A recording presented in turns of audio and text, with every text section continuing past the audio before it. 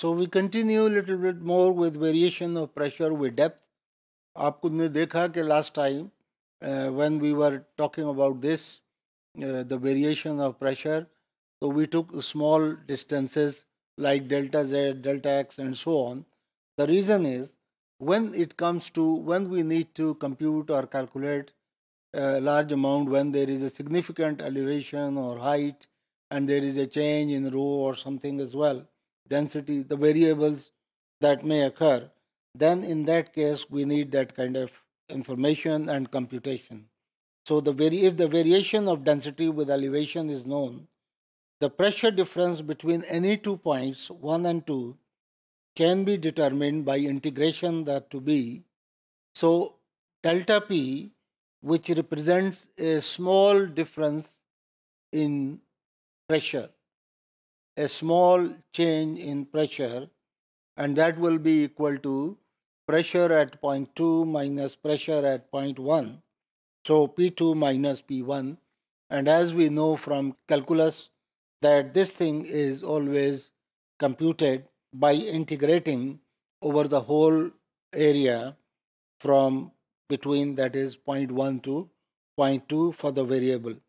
And what is varying? The variation is in z, the vertical height. And therefore, the pressure change or the difference pressure, or we may even call it the net pressure force, will be equal to integral from point 1 to point 2, whatever points they are. So that will be the difference of the height, rho into g.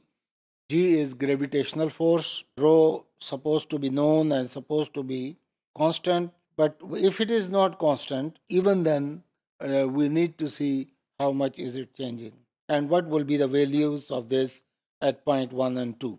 And that is being integrated with respect to z. And then this turns out to be the pressure in the end will be P1 equals P2, and this result implies what is pressure? Pressure at a point is known to be force per unit area. So pressure at P1 at point 1 will be force at point 1 divided by area at point 1, and that will be equal to force at point 2 divided by force at area at point 2. So this ratio has force per unit area. If pressure P1 is equal to P2, in that case, this ratio must hold. F1 over A1 equals F2 over A2.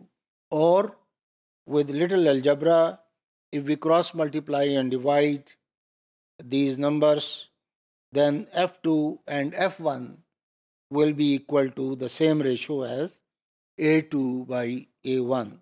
So these are small manipulation that we need to calculate if we have to find out pressures at different points at point 1 and point 2, and we are given the values in at one point, but we don't know the value at the other point.